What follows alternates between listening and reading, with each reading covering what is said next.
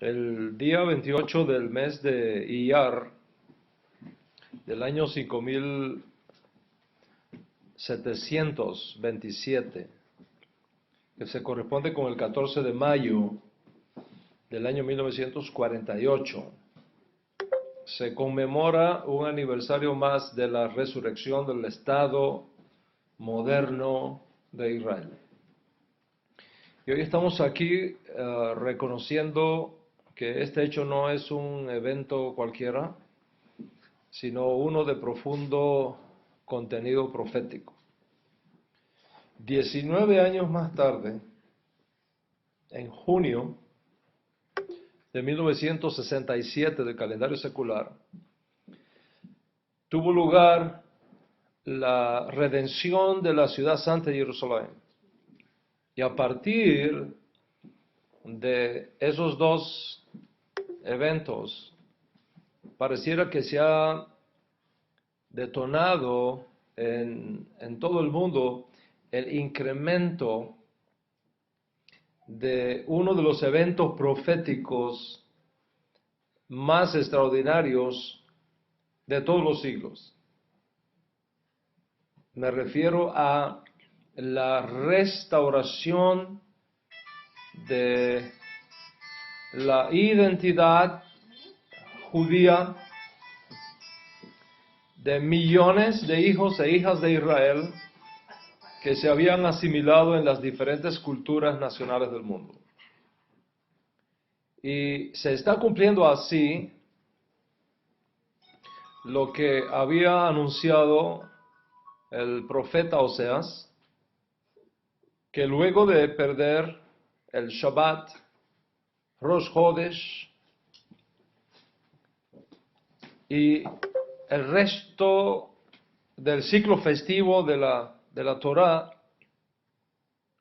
que marcan precisamente la identidad cultural hebrea. Las ovejas perdidas de la casa de Israel retornarían a esa identidad, la recuperarían y recibirían de vuelta su estatus de pueblo mío y recobrarían la fe y costumbre de sus ancestros. Dice el profeta Oseas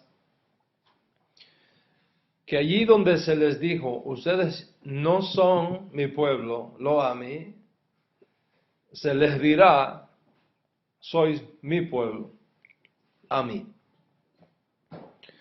No solamente el profeta Oseas,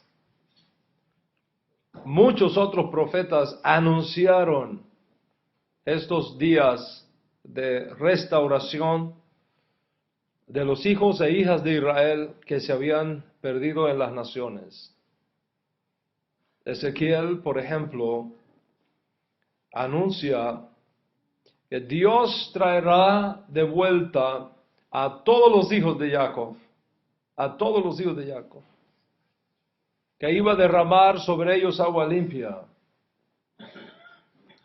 que los iba a limpiar de todas sus idolatrías, que iba a escribir otra vez la Torá, no en tablas de piedra, sino en las tablas de carne de su corazón, y colocaría su espíritu dentro de ellos a fin de que anduviesen en sus caminos y guardasen sus preceptos. Por su parte, el profeta Jeremías, Yirmiyahu, anuncia algo realmente extraordinario. En el capítulo 16 de su profecía, dice el profeta Jeremías, vienen días, dice Hashem, vienen días, dice Hashem, que no se va a decir más, bendito es el Eterno que hizo subir a los hijos de Israel de la tierra de Egipto, sino se va a decir otra cosa más grande todavía. ¿Cuál es esa otra cosa más grande todavía que se va a decir? Continúa el profeta diciendo, esto es lo que se va a decir. Bendito es el Eterno que hizo subir a los hijos de Israel de todas las tierras a donde los había arrojado. De todas las tierras. Y como resultado de todo ese proceso, han venido surgiendo en el mundo una nueva generación de judíos. Los judíos resucitados de entre los sepulcros de las naciones. Gente que nunca se había interesado en el judaísmo, que nunca había ido a una sinagoga, que incluso no habían visitado Israel alguna vez en su vida. De pronto les ha sucedido algo, les ha llegado un mensaje a su conciencia, independientemente del medio que Hashem haya usado, les ha llegado el mensaje y han iniciado un proceso de búsqueda de su identidad. Y muchos han descubierto en ese proceso no solamente que sus nexos con Israel son extraordinarios, sino que además traían consigo sangre judía y no lo sabían. Por supuesto, aquellos que descubren que sin llevar consigo sangre judía pueden amar y servir al Dios de Israel, sin obligárseles a convertirse al judaísmo o a hacerse judíos, pueden ahora descubrir la riqueza de los 7 mandamientos universales con todas sus derivaciones como justos de las naciones. Son conocidos como los Bene Noach, los hijos de Noé, y es un movimiento que está creciendo en el mundo en el día de hoy. Como ves, tú no eres el único que estás experimentando esta revolución espiritual, sino que más bien formas parte de una revolución profética que ha creado una generación profética única en toda la historia de la humanidad. Cada vez más y más personas iguales a ti, de diferentes razas, credos y latitudes, están reconociendo al Dios de Israel. Están aprendiendo del Dios de Israel. Y están llegando a la conclusión de que hay una historia que no les habían contado, que hay un judaísmo revelado divinamente, y una Torah dada por Dios, y esta generación de nuevos creyentes, sean justos de las naciones o biológicamente judíos emergentes, están buscando su lugar en todo este mover del cielo. Están viviendo lo anunciado por los profetas. Y definitivamente esto es una señal de que Mashiach está a las puertas. Si en este proceso descubres que tu lugar está entre los justos de las naciones, entonces es importante para ti aprender todo lo que está relacionado con las 7 leyes universales y con todas sus derivaciones, de tal manera que puedas educarte y desarrollarte en aquello que es tu misión como parte de tu nueva identidad. En relación con aquellos que descubren sus orígenes hebreos, se va formando en ellos este grupo de nuevos judíos que están saliendo de sus culturas nacionales que le formaron y están regresando a la cultura judía, a la fe judía, al pueblo judío y al Dios de Israel. Y en ese proceso de retorno van descubriendo que muchas de las cosas que les habían dicho del Dios de Israel no eran necesariamente como se le habían contado. están descubriendo también que muchas de las cosas que se les había enseñado del Mesías de Israel no eran necesariamente como se lo habían dicho.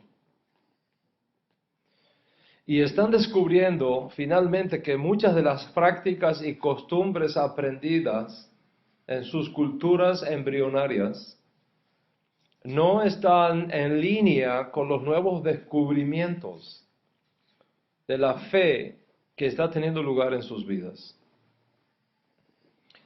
Y estos descubrimientos producen necesariamente un estado de crisis teológica, cultural, social, familiar,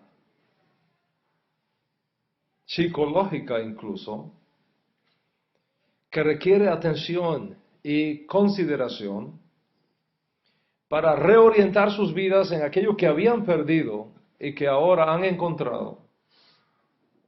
O sea, su identidad judía en el primer caso, o su identidad como parte de la familia de los santos en el caso de los justos de las naciones.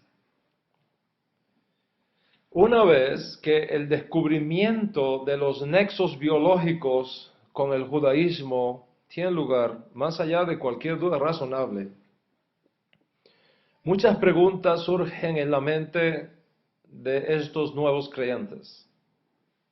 ¿Qué voy a hacer con todo esto? ¿Qué voy a hacer con todo este arrastre teológico y cultural que he vivido por los últimos 20, 40 o 50 años de mi vida?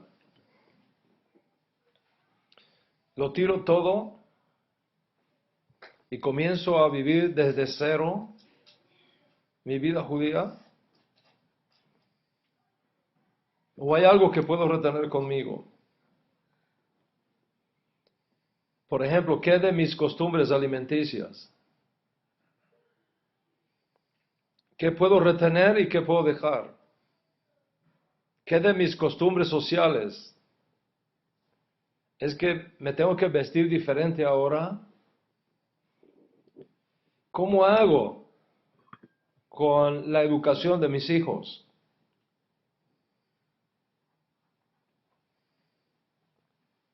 ¿Los sigo enviando a la misma escuela de siempre o tengo que cambiarlos de escuela? ¿Qué pasa con mi familia que no es consecuente con mis descubrimientos? Y prefieren seguir viviendo, ignorando completamente los hechos históricos que han tenido lugar en nuestras familias. ¿Y qué de la iglesia? Y mis amigos cristianos, donde yo me había formado, donde mis hijos se habían formado y donde tienen sus amigos y su ambiente social. ¿Qué hago con ellos? ¿Me desentiendo de ellos y les digo adiós y me busco nuevos amigos? ¿O puedo continuar relacionándome con ellos e incluso con mi familia inmediata? ¿Cómo les digo lo que está pasando en mi vida? ¿Me voy de la iglesia o sigo en la iglesia? ¿Qué hago con mis buenos vecinos que siempre estuvieron a mi lado en momentos de dificultades e incluso en alguna de mis crisis familiares, ayudándonos y atendiéndonos? ¿Qué hago con mis padres? ¿Tengo que abandonarlos juntamente con mis hermanos y mis abuelos y darles totalmente la espalda y pretender que ya no existen, que no cuentan y comenzar todo de nuevo? Si debo continuar amando y honrando a mis padres como ordena la Torá, ¿cómo debo relacionarme ahora con mi papá, con mi mamá, con mis hermanos y hermanas que no comparten los descubrimientos de mi nueva fe? ¿Los dejo y me voy? ¿O sigo relacionándome con ellos? Y si me sigo relacionándome con ellos, ¿en qué medida? ¿En qué intensidad? ¿Tengo que convertirme al judaísmo o retornar al judaísmo? Porque si llevo sangre judía en mis venas, ¿cómo voy a convertirme a un pueblo del que formo parte biológicamente? ¿No sería una contradicción? Y al mismo tiempo una negación del milagro de la resurrección judía anunciada por los profetas. Entonces, ¿qué hago? ¿Debo convertirme o debo retornar? ¿Y quién puede ayudarme a entender todo esto que está pasando en mi vida, en mi mente? Si decido retornar, ¿a dónde retorno? ¿Dónde está ese pueblo al cual tengo que regresar? ¿Cómo es que ocurre ese regreso formalmente? ¿Me aceptarán o me rechazarán? Si lo dejo todo atrás y me acerco a una comunidad judía y ésta me rechaza, ¿dónde me quedo? ¿Cómo llamaría a ese limbo de retorno donde ahora podría encontrarme? ¿Qué pasará con mis hijos? ¿Cómo socializarán de ahora en adelante? ¿Con quién se van a casar? ¿Qué pasa con mi trabajo? Cuando debo trabajar en Shabbat o de lo contrario, pierdo mi fuente de ingresos. ¿Puedo trabajar en Shabbat mientras encuentro una nueva manera de traer el pan a mi casa? ¿Puedo seguir viviendo donde vivo o tengo que mudarme al lado de una Beit Knesset? ¿O de una sinagoga? ¿O de un Bet Midrash? Todas estas preguntas y muchas más forman parte del impacto teológico, psicológico, social que están experimentando o que experimentarán en mayor o menor intensidad la nueva generación de judíos que ha surgido y que continúa surgiendo en el mundo. Es un proceso que requiere atención y que requiere paciencia y educación. Y entre las miles de preguntas que surgen, una en particular es la que vamos a estar compartiendo en la clase de hoy, en la conferencia de hoy. ¿A qué comunidad debo unirme? ¿Cómo es ese proceso? ¿Qué tipo de judaísmo debo elegir para expresar cultural y socialmente mi identidad judía? ¿Hay un solo judaísmo o hay muchos judaísmos? ¿Y cuál es el auténtico? Si este es tu caso, entonces justamente para ti van dirigidas mis palabras. Y es por eso que el tema de esta conferencia, que espero pueda ser una serie que cubra todos las demandas y reclamos que un tema así tiene, se llama Eligiendo tu judaísmo. Eligiendo tu judaísmo. El título solamente nos dice muchas cosas, muchas cosas. Primero, que existe el judaísmo. Segundo, que existe más de una forma de judaísmo. De lo contrario, no habría elección. Y tercero, que soy responsable de elegir el tipo de judaísmo que quiero tomar como expresión de mi nueva identidad. Entonces, vamos a desarrollar tanto como podamos estas tres ideas. Primero, que existe el judaísmo. Que existe el judaísmo. En sentido general, puedo decirte que judaísmo es la forma de vida que Dios reveló al pueblo hebreo por medio de Moisés y que incluye valores teológicos, culturales y religiosos únicos en su clase.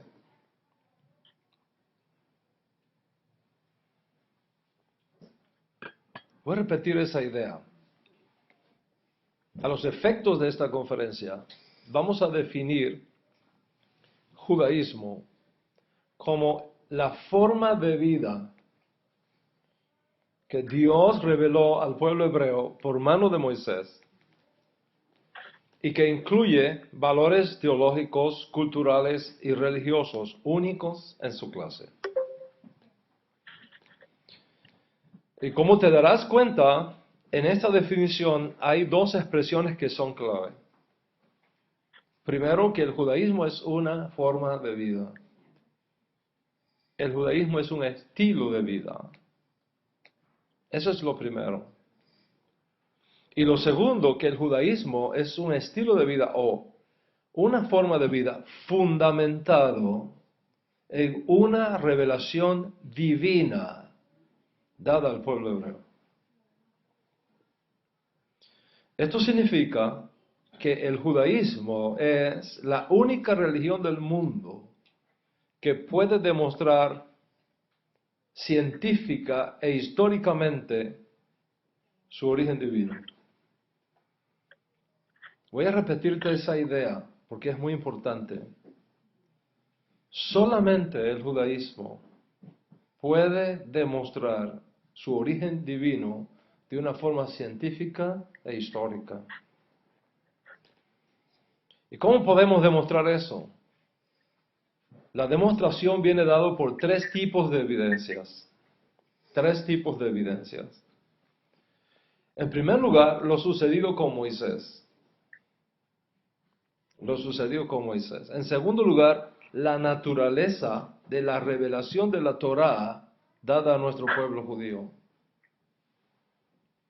Y tercero, la naturaleza misma de algunos mandamientos dentro del conjunto de 613 mandamientos entregados por Dios a través de Moshe a nuestro pueblo judío. Te lo voy a explicar de la siguiente manera. Cuando tú estudias cualquier religión conocida en el mundo,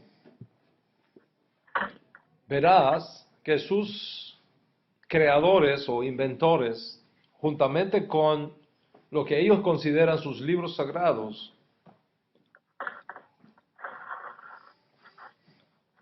fueron siempre el resultado de supuestos encuentros privados con sus divinidades, encuentros, por supuesto, que nadie puede comprobar.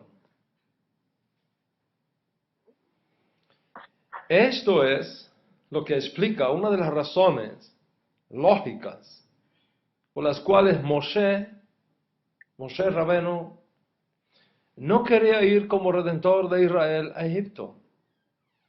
Si ustedes recuerdan, en ese famoso encuentro en el desierto de Madián, en la salsa que ardía y no se quemaba, etc. En ese contexto, Moshe Rabenu le dice al Malach, le dice a Dios, no me van a creer que tú me has aparecido. No me van a creer que tú me has aparecido. ¿Por qué? Porque no había ningún judío allí para comprobarlo. Solamente estamos tú y yo. ¿Cómo me van a creer si este encuentro es un encuentro privado entre nosotros? Para resolver esa situación, Dios hizo tres cosas. las tres cosas que mencioné como tres tipos de evidencia. ¿Cuáles son las tres cosas que Dios nos da como evidencia? Primero, le entregó a Moshe señales extraordinarias e inequívocas de que efectivamente aquel encuentro tuvo lugar y que aquella misión de redención no es algo que se le ocurrió a Moisés, sino que tiene origen divino, porque nadie podía hacer las cosas que Moisés hizo en Egipto si Dios no estaba con él. El segundo hecho que usó Dios para demostrar el origen divino de la Torá y del judaísmo dado como estilo de vida a Israel fue: te traeré aquí, le dijo Dios a Moisés, te traeré aquí, a este mismo lugar donde yo me aparecí a ti. Aquí te voy a traer, y a todo tu pueblo contigo, y en este monte me adoraréis. Y en este monte me adoraréis.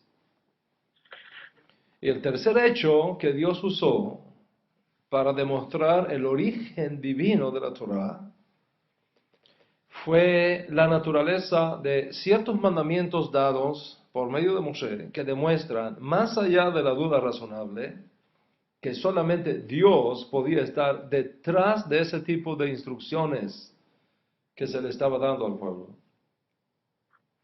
Con respecto al primer hecho, en efecto, cuando los ancianos y líderes de Israel se encontraron con Moisés a su llegada de Madián y vieron las señales que Moisés hizo en presencia de ellos, no les quedó duda alguna de que Moshe no fue a ellos por iniciativa privada, sino que Dios mismo lo había enviado.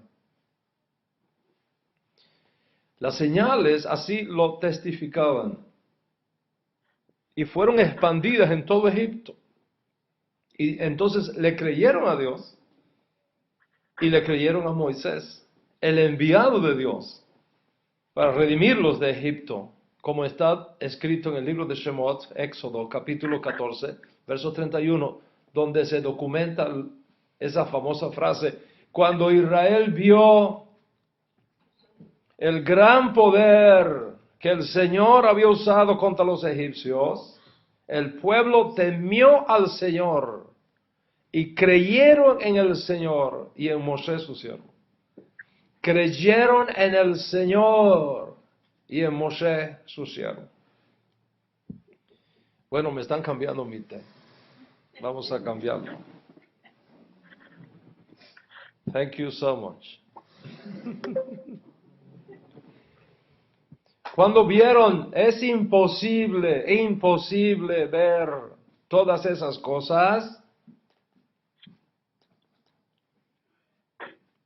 y no reconocer que Dios estaba allí presente. Y dice la Escritura que creyeron en Hashem y creyeron en Moshe, su siervo. Sí, creyeron más todavía en Moshe, su siervo. En relación con la segunda cosa que Dios hizo para demostrar que Él estaba detrás de Moisés, tuvo que ver con la publicidad del evento. Es decir, así como Dios se reveló en privado a Moisés para enviarlo como redentor a Egipto, así se prometió a Moisés que lo haría delante de todo el pueblo de Israel, para que sepan, usando el lenguaje de la Torá, para que sepan que yo, su Dios, estoy entregándoles la Torá, y de esa manera no dudaran de su autenticidad.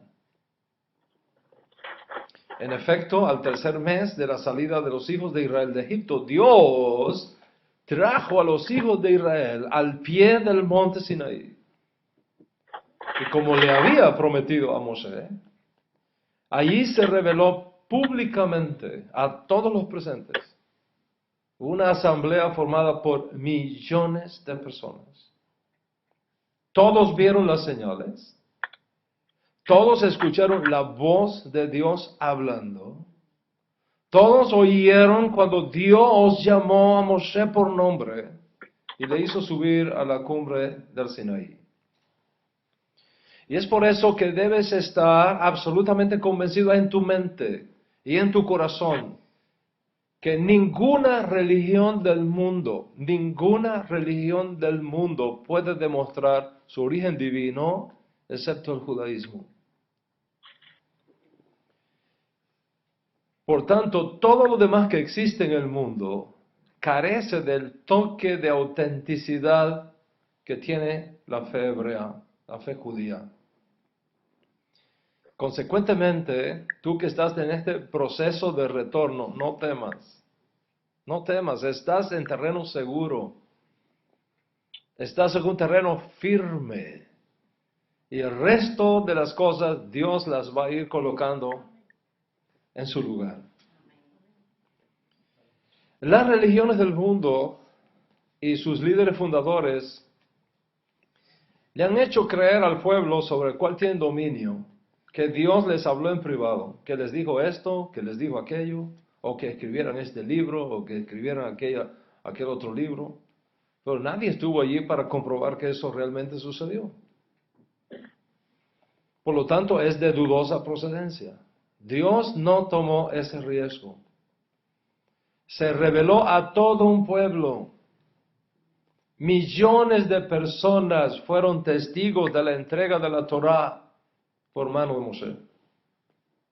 Y es por eso que dije y te digo otra vez, para tu confianza y seguridad, el judaísmo es la única religión que puede demostrar su origen divino. Y ahora además con el sello extraordinario impuesto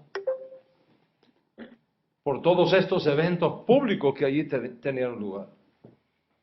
Y cuando tú entiendes esto, te da precisamente la seguridad de que tú estás en tierra firme, que estás en tierra confiable. El único lugar, la única zona de seguridad bajo el cielo, segura, para tú expresar tu fe judía. Ahora bien, no solamente debes saber que el judaísmo es la única religión que puede demostrar su origen divino en estos dos hechos previos que te mencioné. Hay un tercer hecho que confirma esa autenticidad histórica. Y me refiero a la naturaleza de ciertos mandamientos que Dios entregó a nuestro pueblo por mano de Moshe. Vamos a ir en algún detalle acá por su importancia. La Torá, que es el libro, el conjunto de libros de instrucciones que Dios nos confió, contiene cierto tipo de preceptos que solamente Dios podría darnos. Solamente Dios podría darnos. Ningún ser mortal podría haber creado tales mandamientos. Y si se les hubiese ocurrido, no lo habrían revelado, porque iría contra sus intereses. Para comprender esto que te estoy hablando, voy a explicarte algunas cosas que son importantes. Debes conocer que la Torá se mueve en ciclos de 7. La Torá se mueve en ciclos de 7. Por ejemplo, 7 días dados a la semana. 7 veces 7 años. Ciclos de 7 años. Y así sucesivamente. De esto tú vas a aprender muchísimo en otras clases. Pero ahora es suficiente que entiendas que Dios creó la semana con 7 días, no con 6, no con 8, con 7 días. Estableció que trabajáramos 6 días, el primero, el segundo, el tercero, el cuarto, el quinto, el sexto, y al llegar el séptimo día, dejáramos de trabajar, descansáramos de todas nuestras labores. Asimismo, Dios creó un ciclo de 7 años, 6 años de trabajo y 1 año de descanso, como si fuera un Shabbat semanal, ahora extendido por todo 1 año. Y además creó un ciclo de 49 años, 7 veces 7 años. Y al cumplirse ese ciclo y llegar el año 50, se debía proclamar el año de Yobel, el año de jubileo, por toda la tierra de Israel. Y teniendo en cuenta este hecho, mira ahora ciertos mandamientos que son únicos en su clase, que Dios nos dio y que demuestran más allá de cualquier duda razonable el origen divino de la Torah, tanto que ningún mortal habría podido hacerlo, ni se arriesgaría a hacerlo en ninguno de los mandamientos creados en las religiones del mundo. Te voy a citar, por ejemplo, algunos de estos mandamientos, porque todavía están frescos en nuestras mentes, toda vez que se estudiaron la Parashá Bejar de la semana pasada. Está prohibido trabajar la tierra de Israel en el año séptimo. Prohibido. No se puede trabajar la tierra de Israel en el año séptimo.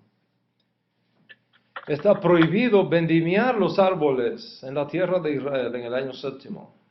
Está prohibido recolectar vegetales que de suyo produce la tierra de Israel en el año séptimo. Está prohibido recolectar frutas en el año séptimo de la misma manera que se hace el resto de los años. Está prohibido recoger vegetales que crecen espontáneamente en la tierra. Y así como está prohibido en el año séptimo, está prohibido en el año 50, en el año jubileo. Lo mismo que está prohibido en cada ciclo de 7 años, está prohibido también en el año 50.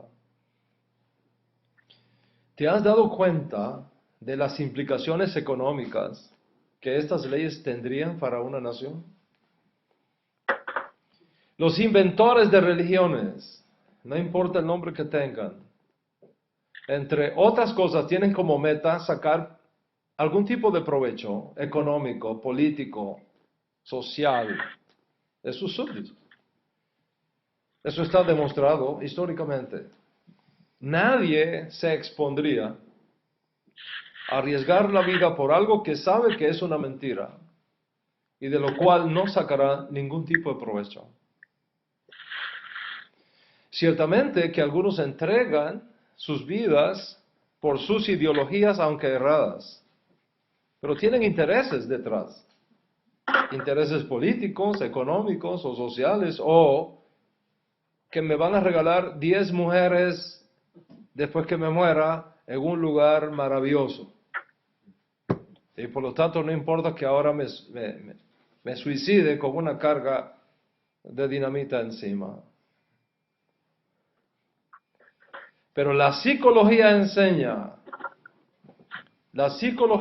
que ningún ser humano en su juicio cabal se dejaría quitar la vida por algo que sabe es una mentira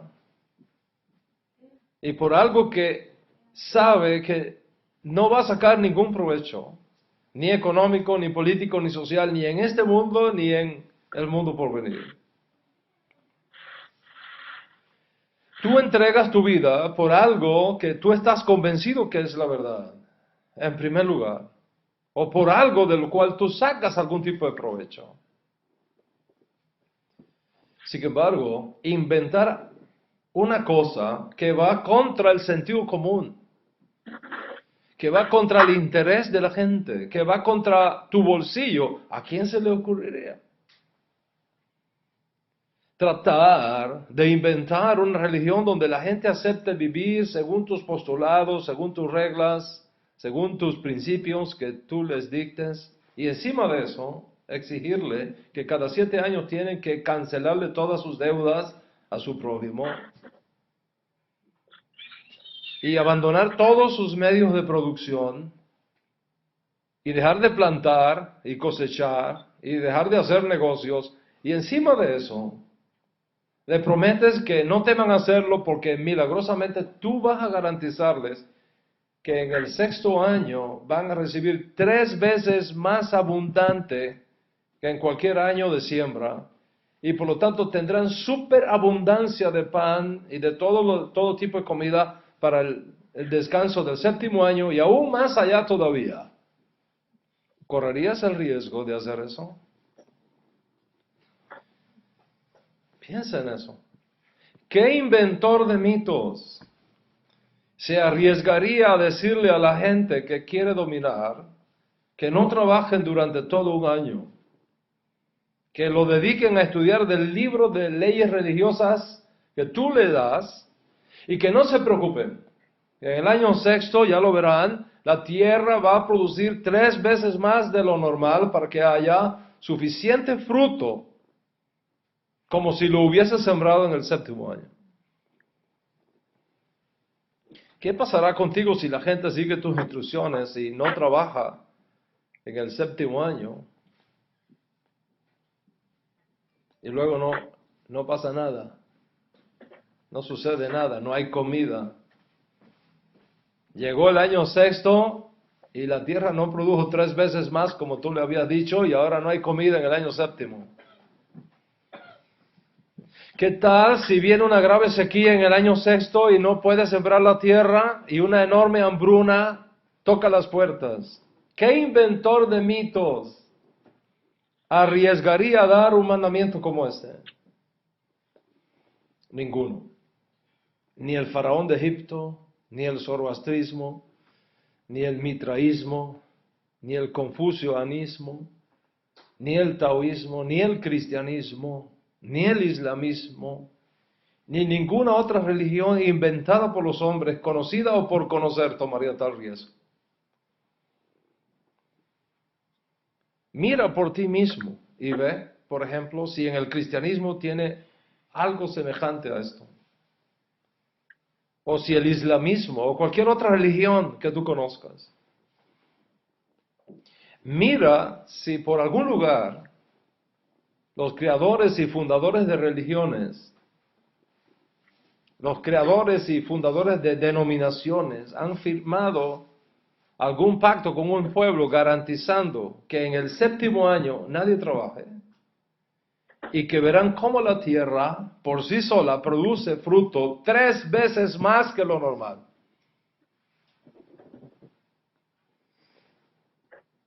¿Quién puede tener el control de las leyes de la naturaleza a este nivel para garantizar tal cosa?